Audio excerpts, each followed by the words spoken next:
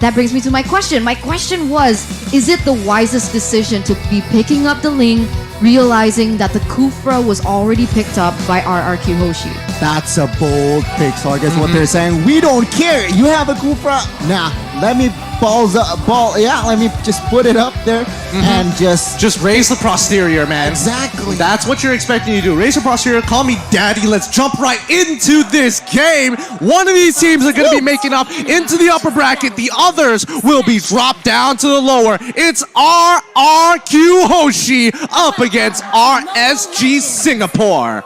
Already so much tension, even in the audience, anticipating this next matchup. It's going to be do or die right now. As you can see here, Bray is going to be starting on the red buff first. A different pathing here, but they might clash both sides. So we'll see here. Again, spell check, item check, well, emblem check.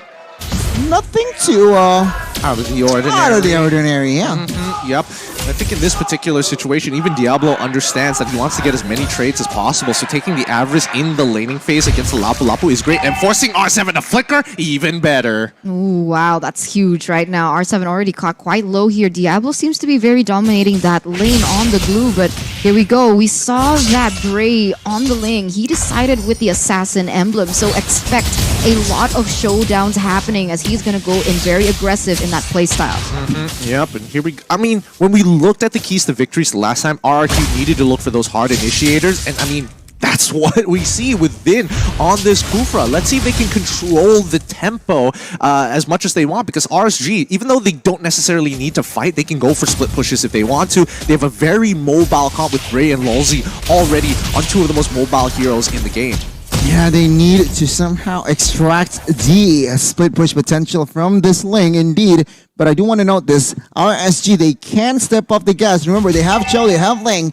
I expect more aggressive aggression from the side of RSG. Realize that Rrq, I mean, Yves needs to wait level 4, Kufra needs to level 4, but all I hear is silence from the right side. I mean, to be fair, RSG, they still do need to wait for level 4 as well, right? Because Lolzy is not going to be able to have that pick-off potential yet, but on the bottom side. Blade that's petrified, forced to flicker away. Bravest Fighter pops. R7 is a monster. Diablo, though, mounting on R7. Not enough damage. He realizes that, and he backs away as Rrq has the space to control and secure the first neutral objective by Secret Lab. It was really interesting because RSG understood that they were looking for a potential pick here down on the bottom side. Yes, it did fail, and that's due to just Clay being an absolute beast with his flicker. Times it perfectly to get out of the right time, and R7 also being able to peel for him. But RSG never had any intention of actually touching the turtle, which begs the question, right? Where is RSG actually playing for? And I think they're going to be playing for Baby Cakes, hoping that he evolves to Daddy Cakes sometime soon. Daddy Cakes. Daddy Cakes. I'm still not over that. Baby Cakes to Daddy Cakes, but here you go. Been already charging for Lolzy, still going to be able to get out for now, but you can see that both teams are trying to vie for that mid lane pressure, and honestly, Valentina is very good at clearing those waves, but the rotations seem to be lacking as compared to Rrq, who are already in this top side. They want to punish, but notice that RSG on the bottom side making the same moves.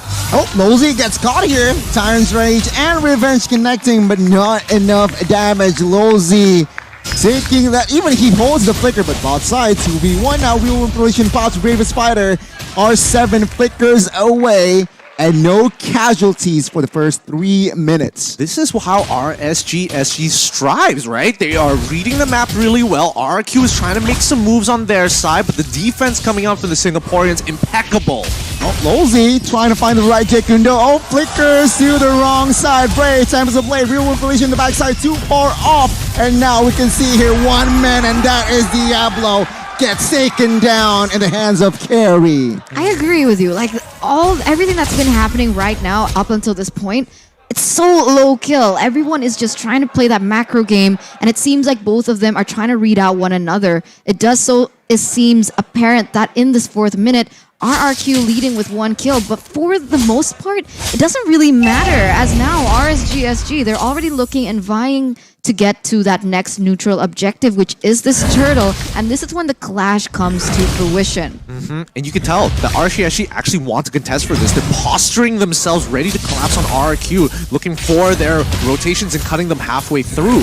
5 men already in that vicinity. Lozy opening. Oh, flicker! Jakundo connecting onto his clay. And we can see here the damage trying to find in. Baby Cakes flickers Plaza defense as well. Real Revelation been the one to fall first. But in the backside, it is actually going to be Lozy. Finds also gets taken down as Bray is in a bad situation. A 2 main damage dealer as Skylar finds the triple. That's not good. That's not good. You don't want to be putting gold onto Skylar, who is on the hero like Karrie, who can snowball into that later stage of the game. For the moment, Rrq Hoshi, they had the better trade. 3 members taken down. They got the objective as well. And now they're going to go for a turret in this top side. And we got to check out exactly what happened, because here is the instant replay by TikTok. Yeah, like, keep your eyes on Albert right now. Yes, it was a very good move right at the very beginning, but then Albert caught and immediately taunted the lane, causing the double kill to occur. They are still peeling heavily for Skylar, and they are revolving around his playstyle. For now, Clay, he's just trying to scale up. He's trying to get as much gold as possible. He's not expected to get kills, but the utility of his ult that he brings to the table is just far more valuable. So let's quickly look at the items, and yeah, we don't see a defensive build coming out from Clay. Immediately, Ice Queen's wand. Right now, we can see the disparity of gold in the gold laners as well. 4,900 with an example of 3,900. So right now, Karrie is how many items above the Beatrix? To be fair, yeah. Beatrix is trying to build a more expensive item, and yes, Corrosive Scythe is a little bit cheaper. Not to mention that he already has the Swift Boots. There we go. Bladed Despair. I would have wished that Baby Cakes was able to finish one item rather than try to greed out to get the second one's components ready, up and ready. But hey, that's just me. Oh, Lozy, questionable target there. Still able to back off RRQ. Good setup though. As take a look at Skylar. You have 6 minutes in. 4 kills already. But I haven't seen Vin really get his ultimate on the right person just yet. I feel like every time they go for an engage, he hasn't been able to maximize the potential that he actually has. I think he understands that he doesn't have to, right? Because if he engages and fails, that puts his team at a bigger risk of giving free gold over to RSG, and that's not what they want. They want to slowly build up the lead. They have a 2.6, and now it's just small cuts upon small cuts. Oh, where Dragon then gets taken down. Take a look, Lozy there, taking a lot of heat as Clay finds the kill. And now Roy's in trouble. Skylar finding the kill as well, but Bray finds compensation, takes 1 down. And now Diablo using the split against Skylar. He mounts him. Can he make something? Baby Cakes shut down. And there you go. Baby Cakes though will be traded back by R7. It's scrappy. It's everything. And this is RRQ. Okay, honestly, I have to say, R7 should live this, but I have to say, Baby Cakes cannot be missing those shots on a stunned target, man. He was predicting the movement. He should have just shot as soon as the stun connected. Seeing now the turtle here, RSG, trying to grab space. Oh, Vin gets caught. We'll see. That Bray patiently waiting for the execution as now Diablo in the backside. But take a look at the backside here. R7 gets caught. Skylar though finds Diablo, traded back, and now it's going to be an all-out war. Lozy down, and we can see Albert claiming the neutral objective, but Bray will find Skylar in the process. 3-4-2, but RSG lost the turtle. Yeah, they lost the turtle. It's really unfortunate. Albert, as of right now, is still at the exact same level as Ray, so it should have been a very clean 50-50. Let's see how much more punishment they can actually put. They don't actually get the mid-tier 1. That's unfortunate. Wait, no, actually Baby Cakes is going to whittle it down. So regardless, even though there is going to be more gold and EXP on the side of RRQ4 now, RSG's punishment after the turtle is going to be a big swing. That 2K lead, now absolutely gone. Yeah, ping pong match all across the board here between RRQ as well as RSG, as even though Bray is on that emblem, he is still going to be able to get a neutral objective take as well as a tower in that top side. So slowly but surely, they are advancing according to their keys to victory, where it's said that they were supposed to focus more on these objectives, and that's exactly what they're doing. I like it. It's a balanced game here. Rrq, we're in the lead. We're 2,000 ahead. RSG, though, with the earlier trade, managed to equalize. Now, Conceal play. Will they find someone? Oh, Jet could know, and there you go. Albert is the target. We'll see, though. Reinforcements comes. This is the right question. Albert has taken down, though. Will there be any trades? And take a look at R7 in the backside. We can have it. Clay goes down, and R7 with the bravest rider will not be able to find anyone else as RSG gets rated back 2 for 2. It's funny because it seems like RSG is playing into what Rrq won, which is team fight, as they are losing members on the board. But look at Bray right now. He wasn't involved in that team fight. He was more focused on splitting the map. He was more focused on getting those towers to the top side. And he's getting way more value in the fact that they have way more map pressure than Rrq. Yeah, and that's the thing. RSG is just, I mean, just the region of Singapore is really efficient at maximizing gold and opportunities. They do not miss a beat. But Rrq, it doesn't mean they're completely out of this. Look at the lead that R7 has over Diablo. A 2-level lead. He is the difference maker in jumping into that back line and threatening baby cakes. Now we'll see though. Vin catching one. Lozi gets taken down. Wheel manipulation. 2 of them pops out. I'll take a look. That huge baby cakes down. Lord, who gets it is Albert. Rrq may step on towards the gas, but they stay disciplined. And RSG falls with 2 down, and as well as they didn't manage to get the Lord. Rrq played that team fight so well. Did you see R7 there going straight into the back line, taking down baby cakes, and he's not having a great time. Look at his KDA, 3-4-1 right now getting in. Look, this is the break even for Rrq, and now we see the accumulated lead from R7 making all the difference here. They want, again, the keys to victory. You want him in a carry? Just give him a carry type hero, and eventually he's gonna do it. A 3-level lead against Diablo so far, and Baby Cakes doesn't have enough gold to purchase a Winds of Nature to keep himself alive. Okay, and we're gonna see here right now, the Lord is going to be marching in that top side. For now, when you have a link, you're already looking to kind of open up the map a little bit more, trying to slow down these waves, and that's Bray, all by himself taking care of one lane. He needs the rest of his team to focus up, hunker down, and clear this wave as quickly as possible. I mean, this is the first Lord, so it's still manageable, and Rrq will definitely capitalize though. Tier 2s in the mid side and as well as top has been taken down, but Bray, again, extracting the Ling prowess, split pushing, and yeah, finding the tier 2 outside. He's also taking away all Rrq's jungle, so he's farming up the storm at the moment, and look at the damage onto Clay! Oh my god, Bray trying to play the sneaky Link, and there you go. He does not succeed as Rrq. They were ready for that. Yeah, they were already waiting by the river brush, and that was really nicely done. And Clay, he didn't have his flicker at the time. He could have absolutely died there, and if and only if we saw Bray react with his Blade Tempest, I think he might have secured the kill and gotten out of there, but it's really tough to say because right now RSG, even for Lulzy, is having a tough time to open up the map for the rest of his team. Looking at the players' goal, we see that Bray is second to Skylar at the moment, and Baby Capes kind of falling a little too far behind. Is there any other winning condition that RSGSG can rely on other than Baby Cakes up until this point? It's a bit tough. I would say that Roy is in a really good position. I mean, he's dishing out a lot of damage. The main issue is that he has to get in pretty close to the fight to steal an ultimate. I mean, and still, if they're planning for a fight, he has to steal the ultimate way before the fight even begins, rather in the middle of it. Okay, Conceal. Oh my god, Jet can connects, but no fallout damage. Oh, then catches 3, and Albert takes 1, and we can see now the collapse that Rrq. It was actually Lozy who set it up, but he gets punished right before the Lord.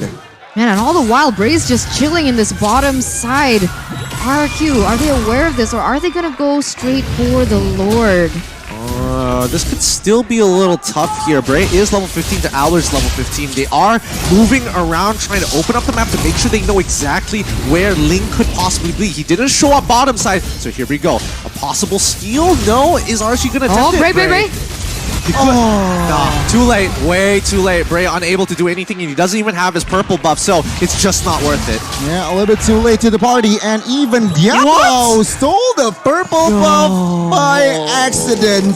It was the little slime he left on the ground that exploded. That's just so unfortunate at a time like now where, especially when Bray needed it the most, that purple buff, hopefully that didn't cost him the game. I mean, it makes all the difference, right? Especially for a Ling. But right now, Rrq with a 4,000 gold lead, and they have a Lord on the way. It's looking quite scary because Rrq Hoshi, they have the better high ground in my opinion. Only advantage perhaps that Rrq, they are on cooldown. Spell-wise here, no flickers, so nothing too crazy, nothing too aggressive. Perhaps RSG, they might have the information. Maybe. There's a good chance, but here we go. Inhibitors should start to fall. Let's see how RSG responds to this on all sides, getting shoved in. Wow, base turret mid-side and top side has been taken down. Rrq, they are taking this slowly here. They want the bot side base turret first as RSG is still on the defense here. They are looking, they are waiting for the right moment perhaps. Looking for the right opening, then charges does not connect here. As you can see here, still, both teams just dancing around for offense and defense. Still playing very disciplined though by Rrq standards, right? Usually they would want to go in for that invade straight on to the base, but no, they have actually opted to be more careful in that decision making. They tried to go in for that bottom side, but RSGSG, they defended that pretty well. Yeah, and they still managed to hold on to at least one of their inhibitor tyrants for now. But here's the problem, right? This was RRQ's big moment to try and crack in and force a fight onto RSGSG. Bray geniusly slowing down the bottom side of the waves and then putting it in a situation where the waves aren't stacked properly, only mid as well as top side collapsing, but not even at the same time. Then catches Diablo. Is this the right target? Split is there, but take a look at the damage that Skylar gives. It's too much. He gets taken down, and Rrq, a 5v4 situation, and Albert, he's just styling. I mean, Skylar, 9-3 KDA up until this point. He also has the Athena shield, so just in case he has to go a little too close to someone like Roy, who's already dealing a lot of damage, he's respecting that. He's trying to increase his abilities to sustain in these team fights. It's tough. It's tough. Again, RSG is really relying on Lolzy. And yes, Lolzy is trying to make these plays. He's dying for them. But right now, I'm looking at Roy, and I need him to make a heroic play somewhere. He needs to back Lolzy up. He needs to be an active threat on the map. He's 0-1 and 8 so far, and 8 of those assists was with his team. But right now, he needs to do more. He needs to go that extra mile. Yeah, I get your point here as Bray. He's just chilling. He's just trying to do what he can do as a Ling behind. And yeah, I can see here the Lord is already contested. It doesn't feel like Bray is chilling. He's doing so much for his team with splitting those waves, but once again, the contest for the Lord. They have to fight. Oh my god, catches Sufin with that Tyrant's Rage. Mortal bombs everywhere. Baby Cake, the first one down. Not a good sign as 1, 2, 3, 4 bodies has already been collected, and Bray gets shut down. Double kill for Clay, and this is going to be the end for RSG. The Kings of Kings will be confirmed securing the upper brackets. RSG will not be able to do and fight, will have to fight from the lowers. Another crown for them to crush as Rrq Hoshi win this with a very